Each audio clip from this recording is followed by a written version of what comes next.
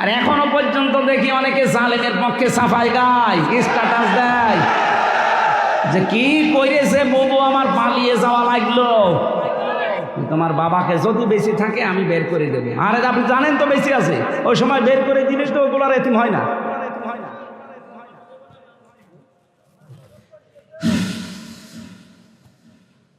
একটা মানুষ জানে না তার নাম কি, ওরা জিজ্ঞাসা করে ভাই আপনার নাম কি, মুখের দিকে তাকিয়ে থাকে। কারণ 8 বছর 10 বছর 14 বছর লোকটা আছে, জানেই না যে আমি আছি কিনা।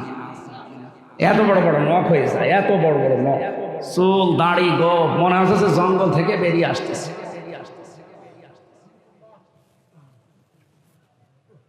কেউ কেউ দেখতাম নখ দিয়ে ওই যে দেওয়ালের সাথে খুশিয়ে খুশিয়ে ভাঙ্গা ভাঙ্গা অক্ষরে লিখে রেখো, ভাই যদি বাইরে যেতে পারেন এই নাম্বারটা জানাবেন যে আমি বেঁচে আছি। সকালবেলা কয়টা পচা ছোলা দিয়ে যেত, পারলে খান না পারলে ফেলে খান। সকালবেলা দুপুর বেলা দিত 1 মোট ভাত, মনে হচ্ছে কেউ মাখিয়ে দিয়েছে। মুফতি ফখরুল ভাই নোয়াখালীর সন্তান, এই যে হাতিয়ায় বাড়ি, আমার সাথে ছেলে ছিল শেষে 3 বছর। আমার মাঝে মাঝে দেখতাম এবার 60 হয়ে শুয়ে আছে, হাত পা ছেড়ে দিয়ে। এমনি তো এদিকে 3.5 হাত, এদিকে 1.5 হাত, এতটুকু ভর। কি হয়েছে ভাই এইভাবে থাকেন?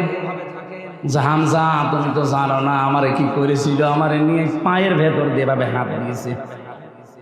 সামনে যে লোহার ব্যারিকেড দেওয়া, ওর সাথে হাত লাগিয়ে তালা লাগিয়ে দিয়েছে। আরে 1 মিনিট 5 মিনিট 10 মিনিট না, বছরের পর বছর এইভাবে বসে আছি।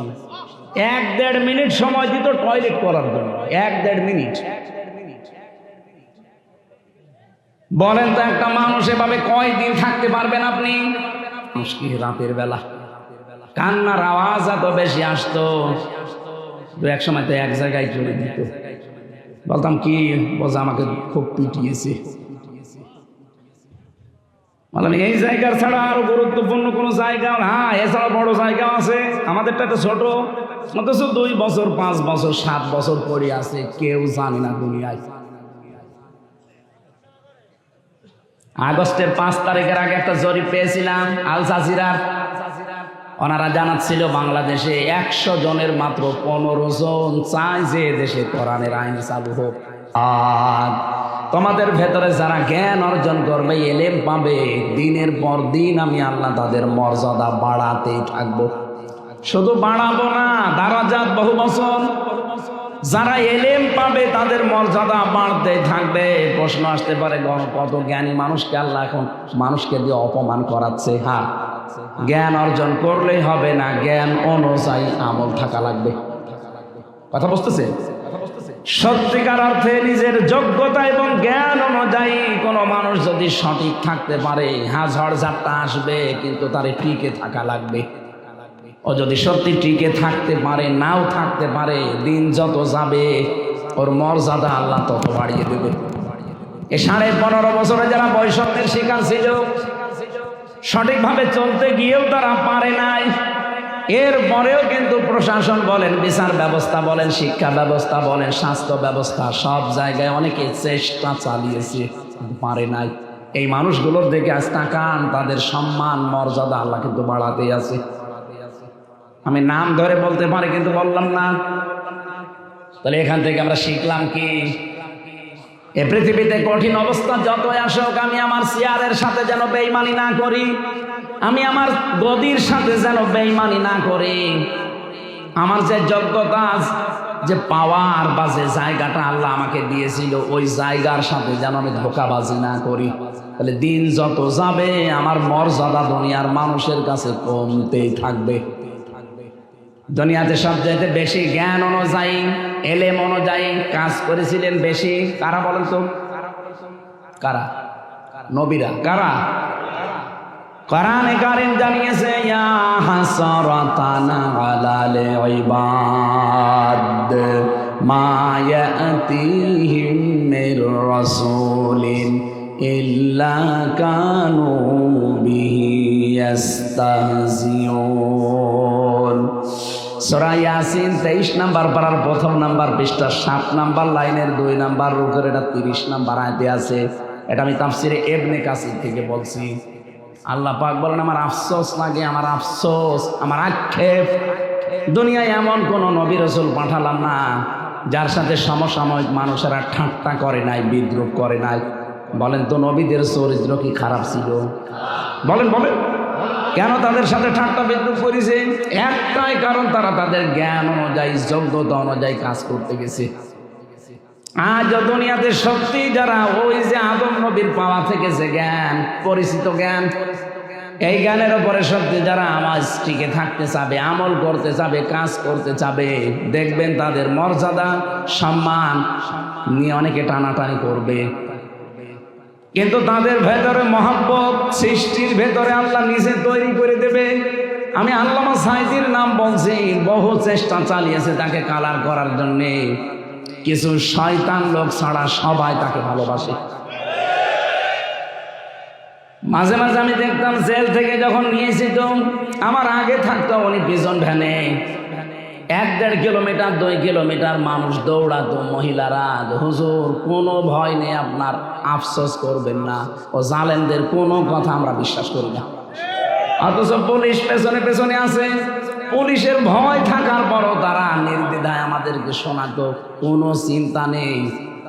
ওই যে ফাঁকা দিয়ে একটু মুখ বের করলে দেখতাম মহিলারা কিছু দৌড়াচ্ছে, চিনি না জানি না, অথচ ওর ভেতরে মহব্বত তৈরি করে দিয়েছে আল্লামার জন্য। কে? ইন্নাল্লাযীনা আমানু ওয়া আমিলুস সালিহাতি সায়াজআলু লাহুমুর রাহমানু ওয়াদ্দা। সূরা মারিয়াম 96 নম্বর আয়াত, 16 নম্বর পারার 11 নম্বর পৃষ্ঠার 1ম নম্বর লাইনে আছে। যত তাফসীর আমি আয়াতের সাথে মিলিয়েছি, প্রত্যেক মুফাসসির আয়াতে বাংলা একই কথা লিখেছেন। প্রায় 42টা মিলিয়েছিলাম ভার্সিটি থাকাকালীন, এই যে বোদ্ধা শব্দটা নিয়ে। আল্লাহ জানিয়েছেন সত্যি যারা ঈমান এনেছে। নোয়াখালীবাসী, নোয়াখালী না এটা, এদিকে তাকান। আল্লাহ পুরা কোরআনে যেখানেই দেখবেন ঈমানের কথা জানিয়েছে, সেখানে ঈমান পেয়েছে এ কথা বলেননি? প্রত্যেক জায়গায় তিনি বলেছে যারা ঈমান। এই ক্লাস চলছে না, 1 2 ছেলে ফেলে জবাব দেয়, দেখিছে? এইভাবে জবাব দেবেন যদি বুঝে থাকেন, আর না বুঝলে চুপ করে থাকবেন। কোরআনে ঈমান কেন্দ্রিক যত কথা আছে, এটা প্রায় 903 জায়গায় পাবেন কোরআন শরীফে। প্রত্যেকটা জায়গায় ডাইরেক্ট হোক ইনডাইরেক্ট হোক, প্রত্যেক জায়গায় আল্লাহ আমাদেরকে ডাক দিয়েছেন যারা ঈমান এনেছেন না ঈমান পেয়েছেন। এবার আপনি নিজের দিকে তাকিয়ে বলেন তো, আপনি কি ঈমান এনেছেন না ঈমান পেয়েছেন? না না, ঈমান এনেছেন কবে? আপনি ঈমান পেয়েছেন। আপনার মা বাবা পূর্বপুরুষ যারা মুসলমান ছিল তাদের পক্ষে এসেছেন, ঘরে এসেছেন, এর জন্য আপনি ঈমানদার। কোনদিন ঈমান এনেছেন? না। হয়তো ছোটবেলায় আরবি পড়তাম, মক্তবে, এখানে মাদ্রাসার উদ্যোগে মনে হয় মাহফিল, এখানেও দেখবেন কায়দার পেছনে লেখা আছে এটা, আমানতু বিল্লাহি কামা হুয়া বিআসমাইহি ওয়া সিফাতিহি ওয়া ক্বাবিলতু জামিয়া আহকামিহি ওয়া আরকানিহি। 5টা বিষয়, এই 5টার স্বীকৃতি দেওয়া লাগে, তারপর আপনি ঈমান এনেছেন বলে গণ্য হবেন। আমরা যারা এখানে আছি, আমরা ঈমান আনি নাই, ঈমান পেয়েছি। বলেন ঈমান। তো 5টা বিষয় এখন যদি বলি, আপনি একটার ভেতরও টিকবেন না। অথচ ছোটবেলায় ওইটা আগে পড়িয়েছেন, আলিফ বা তা সা পড়ানোর পরে দেখি ওইটা মুখস্থ করা তো আগে। ওই সময় ছোট ছিলাম, বুঝি না, এখন দেখি সবই ওর ভেতরে। আমানতু বিল্লাহ, আমি ঈমান আনলাম এমন আল্লাহর উপরে, না আমি ঈমান পেলাম এমন আল্লাহর উপরে। আমি এমন আল্লাহর উপরে ঈমান আনলাম কামা হুয়া, যার অস্তিত্ব আছে, বিআসমাইহি, যার নাম আছে, ও সিফাতিহি, যার গুণাগুণ আছে, ক্বাবিলতু জামিয়া, আমি তার যত কিছু আছে আমি সব কবুল করে নিলাম, স্বীকার করে নিলাম, মেনে নিলাম। আহকামিহি ওয়া আরকানিহি, এখানে আহকাম হুকুমের বহু বচন আহকাম, আর রকনের বহু বচন আরকান। যত হুকুম তিনি আমার জন্য দিয়েছেন, যত খুঁটি আমার জন্য আছে, সব আমি শক্ত করে ধরলাম। ইসলামের খুঁটি কয়টা বলেন তো? আরো জোরে বলেন। আপনি কায়দায় সে ছোটবেলায় স্যার পর্যন্ত পড়েছে, আমরা কিন্তু শুধু পড়ি শেষ, এগুলো বাস্তবে বাস্তবায়নের কোনো পক্ষে আমরা নেই। এই জন্য আমরা ইমান পেয়েছি আর সাহাবা একরাম ইমান এনেছিলেন। এবার আমার প্রশ্ন কোরআনে কারীম থেকে, ইমান যদি কেউ আনতে চায় তার প্রথম একটা কাজ আল্লাহ দিয়েছেন। নোয়াখালীবাসী ইমান এনেছি বললে হবে না, ইমান আনার আগে একটা কাজ আছে, ওটা হচ্ছে তাগুত ছেড়ে দেওয়া। নিজে নিজের জায়গা থেকে ভাবেন তো, আপনি কি ইমান এনেছেন তাগুত সহকারে না তাগুত ছেড়ে দিয়ে? আগস্টের 5 তারিখের আগে একটা জরিপ পেয়েছিলাম আল জাজিরার। ওনারা জানাচ্ছিল বাংলাদেশে 100 জনের মাত্র 15 জন চায় যে দেশে কোরআনের আইন চালু হোক। 100 জনের মাত্র 15 জন। আগস্টের 5 তারিখের 3 দিন আগের রিপোর্ট একটা। মাত্র এই 3.5 মাসের ব্যবধানে এই দেশে এখন 100 জনের 58 জন মানুষ চাচ্ছে দেশে কোরআনের আইন চালু হোক। অনেক হিন্দু পর্যন্ত বলছে না, কোরআন আসলে আমরা নিরাপদ থাকবো, তারা এখন দেখছে তারা এখন। এবার বাস্তবে বলেন তো, ইমান আনতে হলে যেটা ত্যাগ করা লাগে তার নাম তাগুত। কোরআনে কারীম জানিয়েছে, ফামাই ইয়াকফুর বিত-তাগুতি ওয়া ইউমিন বিল্লাহ। সূরা বাকারা 3 নাম্বার পারা 1ম নাম্বার পৃষ্ঠা 13 নাম্বার লাইনের 256 নাম্বার আয়াতের মাঝের অংশে আছে, কে যদি ইমান আনতে চায় আল্লাহ বলেন ওকে দায়িত্ব দিলাম ও যেন তাগুত ছেড়ে দেয়। কি ছাড়ে? তাগুত ছেড়ে দিয়ে যদি ইমানের দাবি করে, ফাকাদ ইসতামসাকা বিল উরওয়াতিল উসকা, সে এমন একটা মজবুত খুঁটি, একটা রশি ধারণ করবে, লাং ফিসাম আলাহা, জীবনও ছেড়ে যাবে না। এবার আয়াতটা বাংলাদেশের সাথে মিলান। এদেশে যারা তাগুত ছেড়ে দিয়ে ইমান আনে তাদেরকে আপনি যতই জুলুম অত্যাচার করেন তার ইমান থেকে টলাতে পারবেন না। এক কথা বলছে না কেন? ডক্টর শফিকুল ইসলাম মাসুদ আমার আগের রিমান্ডে ছিল, যে অফিসার তাকে পিটিয়েছে সে নিজে আমাকেও নিয়ে গিয়েছিল ওই ঘরে। বলছে এখানে মাসুদকে আমরা একেবারে ফুটবলের মতো লাথি দিয়েছি। 7-8 জন মিলে এই ঘরের ভেতরে তার চোখ বেঁধে এমন ভাবে লাথি দিয়েছি, ফুটবলকে যেভাবে মানুষ 4-5 জন মিলে মারে ওইভাবে মারিয়েছি। এত অত্যাচার জুলুম গেল। দেলাওয়ার ভাইয়ের কথাও বলছিল যে দেলাওয়ারকে আমরা এই তার গরম করে লজ্জাস্থানে ঢুকিয়েছি। ওরা ইমান এনেছিল তাগুত ছেড়ে দিয়ে, এই জন্য টলাতে পারেনি। 57 দিন রিমান্ড দিয়েছে। বাংলাদেশের ইতিহাসে এই বেশি।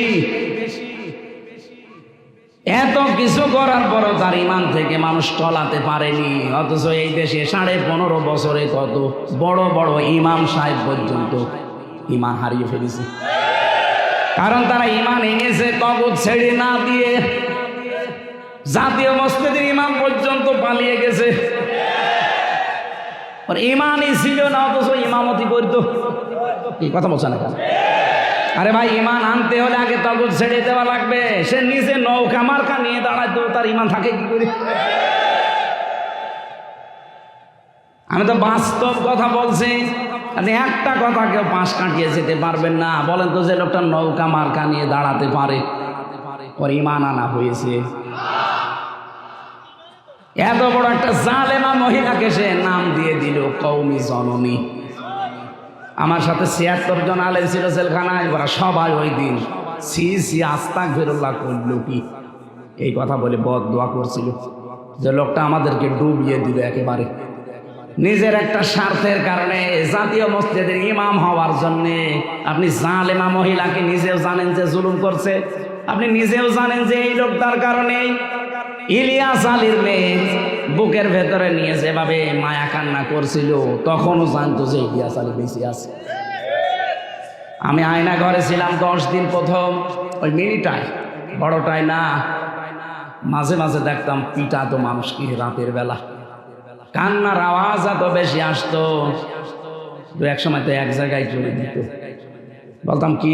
বলছে আমাকে খুব পিটিয়েছে। বলেন এই জায়গার ছাড়া আরো গুরুত্বপূর্ণ কোনো জায়গা? হ্যাঁ, এছাড়া বড় জায়গা আছে, আমাদেরটা একটা ছোট, অথচ 2 বছর 5 বছর 7 বছর পড়ে আছে, কেউ জানে না দুনিয়ায়। এইটাই যদি এত কঠিন হয়, বিগ যেটা বড় যেটা আয়নাঘর, সেটা শুনতাম নাকি ওইটার সাথে ভারতের মাটির নিচ দিয়ে সুড়ঙ্গ পথ করা আছে। বেশি ঝামেলা করবা তোমারে কিন্তু মাছের খাবার বানিয়ে দেবে, এই কথা বলতো। ইনি না, এনার কলিগরা আমারও রিমান্ডে 10 দিনে কি কথা বলেছে, যা বলতে বলছে এটা যদি না বলেন তাহলে আপনার বউ তুলে নিয়ে আসবো। এই দেখেন কোরআন শরীফ আমার সামনে এই কথা আমারে বলেছিল যে আপনার বউ তুলে নিয়ে আসবো। তখন আমার ম্যাডামেরও বাচ্চাটার মাত্র 7 মাস বয়স, ওই অবস্থায় ওর শরীরে চলে না, আর তুলে নিয়ে আসতো। আমি জানি আমি যদি না বলতে চাইতাম ওর তো চরিত্র নেই, ওরা ঠিক তুলে নিয়ে আসতো। রাত 12টা 1টার দিকে হঠাৎ করে এসে 4-5 জন মুখ বাঁধা, এই রেডি হন। কি রেডি হবে? তোমারে নিয়ে যাবো। মানে মনে হচ্ছে ছেড়ে দেবে। চোখ মুখ বেঁধে গাড়ির ভেতরে নিয়ে খালি ঘোরায়, কোথায় কোথায় নিয়ে যায় কেউ তো জানে না। হঠাৎ রাত 2টা 3টার দিকে দেখবেন গাজীপুর জঙ্গলে অথবা ওই যে টাঙ্গাইল মধুপুর জঙ্গলে কি এখানে কি দৌড় দেন, ছেড়ে দিলাম। যেই দৌড়াবেন পেছন দিক থেকে গুলি করে বলবে ক্রস ফায়ার মরি গেছে। এই চলছিল দেশে, আমি নিজে তো দেখেছি, এই চলছিল। ওই সময় আমার মনে হচ্ছিল ইলিয়াস আলী বেঁচে আছে, কিন্তু ওনারে মনে হয় এই যে 23-এর দিকে মেরে ফেলেছে। অথচ মায়া কান্না করছিল না তার মেয়েটাকে বুকের ভেতরে নিয়ে, তোমার বাবাকে যদি বেঁচে থাকে আমি বের করে দেবো। আরে আপনি জানেন তো বেঁচে আছে, ওই সময় বের করে দিলে তো ওগুলার এতিম হয় না।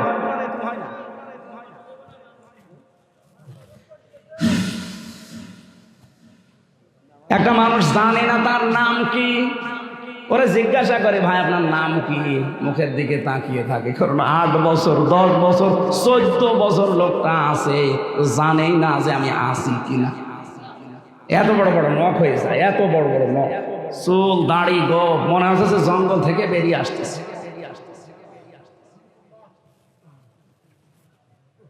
কেউ কেউ দেখতাম নখ দিয়ে ওই যে দেওয়ালের সাথে খুশিয়ে খুশিয়ে ভাঙ্গা ভাঙ্গা অক্ষরে লিখে রেখো, ভাই যদি বাইরে যেতে পারেন এই নাম্বারটা জানাবেন যে আমি বেঁচে আছি। সকালবেলা কয়টা পচা ছোলা দিয়ে যেত, পারলে খান না পারলে ফেললে খান। সকালবেলা, দুপুরবেলা দিত 1 মোট ভাত, মনে হচ্ছে কেউ মাখিয়ে দিয়েছে। মুফতি ফখরুল ভাই নোয়াখালীর সন্তান, এই যে হাতিয়ার বাড়ি, আমার সাথে ছেলে ছিল শেষে 3 বছর। আমার মাঝে মাঝে দেখতাম এবার 60 হয়ে শুয়ে আছে, হাত পা ছেড়ে দিয়ে। এমনি তো এদিকে 3.5 হাত, এদিকে 1.5 হাত, এতটুকু ঘর। কি হয়েছে ভাই এইভাবে থাকেন? হামজা তুমি তো জানো না আমারে কি করেছিল, আমারে নিয়ে পায়ের ভেতর দিয়ে এভাবে হাত দিয়েছে। সামনে যে লোহার ব্যারিকেড দেওয়া, ওর সাথে হাত লাগিয়ে তালা লাগিয়ে দিয়েছে। আরে 1 মিনিট 5 মিনিট 10 মিনিট না, বছরের পর বছর এইভাবে বসে আছি। 1-1.5 মিনিট সময় দিত টয়লেট করার জন্য, 1-1.5 মিনিট। বলেন তো একটা মানুষ এভাবে কয়দিন থাকতে পারবেন আপনি? আর এখনো পর্যন্ত দেখি অনেকে জালেমের পক্ষে সাফাই গায়, স্ট্যাটাস দেয় যে কি করেছে বুবু আমার পালিয়ে যাওয়া লাগলো। তোমার সাথে তো করেনি, তোমার বাবারে যদি 14 বছর আটকিয়ে রাখতো আয়না ঘরে, তখন টের পেতে।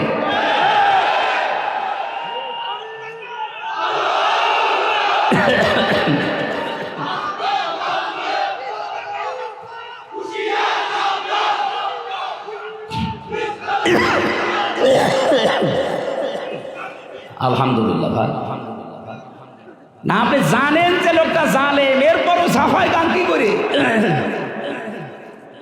আপনি অনেক কিছুর খবর জানতেন, এত বড় আলেম, এত বড় পীর, এত বড় ইমাম, তগুত ছেড়ে না দিয়ে ইমান এনেছে। এজন্য ইমানের কোনো দাম নেই, বাতাস পাল্টিয়েছে, পালিয়েছে। পৃথিবীর ইতিহাস আপনি পাল্টিয়ে দিলেন।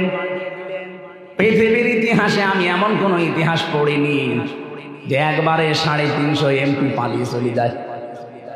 এমনকি জাতীয় মসজিদের ইমাম পর্যন্ত চলে গেছে।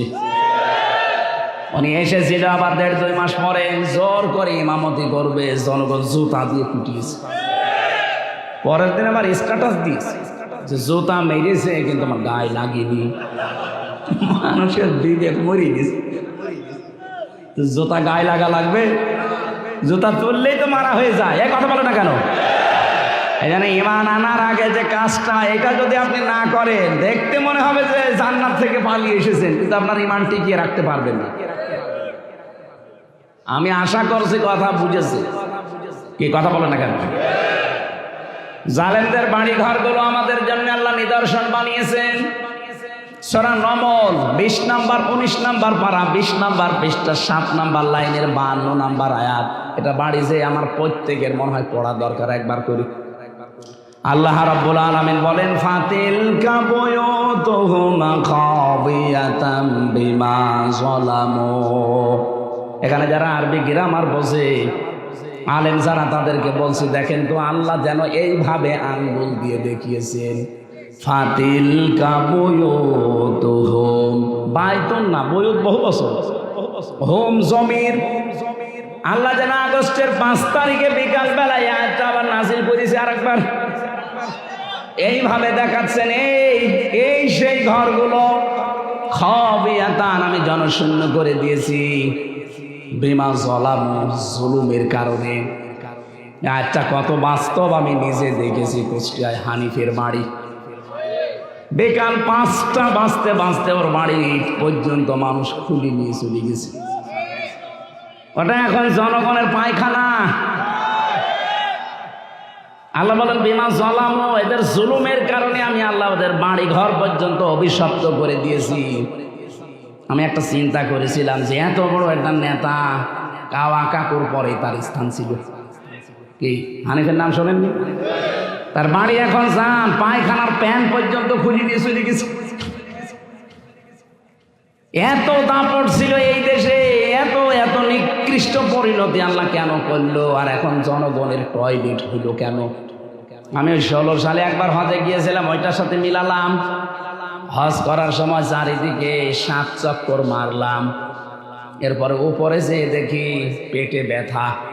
এক পুলিশকে ডাক দিলাম, ইয়া আখি তাআল, এদিকে আসেন। এখানে আশপাশে কোনো ফার্মেসি আছে? আমার পেটে দারুণ ব্যথা করছে, এতক্ষণ তো আমার ভালোই লাগছিল। পুলিশ আমারে বলছে, ইয়া হাজিউল হুজ্জাত আইনা বিলাদুকা, ও হাজি, দেশ কোথায়? যে তুমি বাংলাদেশ, বাংলাদেশ থেকে এসেছি। ওর ভাষা দিয়ে আমারে বলছে, হাজি আপনি জানেন না এটা কোন জায়গা? না তো। আবু জাহেলের বাড়ি। আপনি এখনো পায়খানা না করে দাঁড়িয়ে আছেন, তাড়াতাড়ি করে। পায়খানা করে দেখি আমার পেটের ব্যথা ভালো হয়ে গেছে। না, আমি সুবহানাল্লাহ বলার জন্য না, এখানে একটা শিক্ষা আছে। আল্লাহ যেন আমাকে জানাতে চাচ্ছে, হামজা এত টাকা খরচ করে 6,500 কিলোমিটার দূর থেকে আসলে, আরে শয়তানের মাকে বাড়িতে পায়খানা না করে চলে যাবা, তাড়াতাড়ি করো। আমার মনে হচ্ছে আগস্টের 5 তারিখের পরে আপনি সারা দেশের দিকে তাকান। আমি তো 630টা থানার কম বেশি প্রায় জায়গায় আমার এখন যাওয়া হয়ে গেছে। যেখানেই যাই দেখি জালেমদের বাড়ি ঘর সব জনশূন্য, সবগুলো জনশূন্য হয়ে পড়ে আছে। আপনি ঢাকার ওই বাড়িটার দিকে তাকান, কত আবেগ নিয়ে মানুষ সেখানে যে চুমা খেত বাড়িতে, অথচ বাড়িটা এখন জন টয়লেট, জাতীয় টয়লেট হয়ে গেছে। 8-9 জন 10 জন একবারে যাচ্ছে দেখছি, কেউ এদিকে কেউ এদিকে কেউ এদিকে, মনে হচ্ছে যে জামাত বদ্ধ টয়লেট চলছে। আমার মনে হয় অনেকের পেটে ব্যথা, এই ব্যথা দূর করার জন্য জায়গায় যাচ্ছে। এ পর্যন্ত ছিল জালেমদের, এর পরেরটা আমাদের, নাকি বলবো না? নিজেরটা আবার নিজের গায়ে লাগবে না তো? আল্লাহ পাকের পরেরটা আমাদের জন্য দিয়েছেন। কোন সূরা মনে আছে? এটা সূরা নমল। কোন সূরা? 19 নাম্বার পারা 20 নাম্বার পৃষ্ঠা 7 নাম্বার লাইনের 52 নাম্বার আয়াত। যে কোনো তাফসির বাংলায় যে পড়বেন আপনার ঈমান আরো দৃঢ় হবে যদি শিক্ষা নিতে পারে। এর পরেরটা যেহেতু আমাদের জন্য, এবার শোনেন, ইন্না ফি যালিকা লায়াতাল লিকাউমিন ইয়ালামুন। এখানে যারা আলেম যারা দেখবেন 2টা তাকিদ দেওয়া আছে, ইন্না আর লামে তাকিদ। আল্লাহ বলেন অবশ্যই অবশ্যই এর ভেতরে শিক্ষা আছে যারা জ্ঞানী সম্প্রদায় তাদের জন্য। জালেমদের বিশাল শিকড় যদি আমি আল্লাহ কেটে দিয়ে ওদের বাড়ি ঘর পর্যন্ত আজ উজাড় গৃহ বানিয়ে দিতে পারি, পরিত্যক্ত করে দিতে পারি, আগামীতে যারা চেয়ারে বসবে তারা যদি জনগণের ওপরে জুলুম করে, আমার আল্লাহ বলেন তাদের বাড়ি ঘর শ্মশান হয়ে যাবে। এই জন্য আমরা সাবধান থাকবো। আমার কথা ছিল যদি ঈমান আনতে চান তাগুত ছেড়ে দেবেন। তাগুতটা কি এইটাই তো অনেকে জানে না। মা মানা তাগুত লোগাতনা সারহান, তাগুত কাকে বলে, এর পারিভাষিক আবিধানিক কি, এটা কত প্রকার, কিভাবে আপনি তাগুত চিনবেন। তাগুত প্রধানত 7 প্রকার। কত? এটা যদি কারো ভেতরে থাকে তাহলে তার ঈমান আনা এখনো হয়নি, ওগুলো আগে ছেড়ে দেওয়া লাগবে। 1 নম্বরে তাগুত মানে যারা না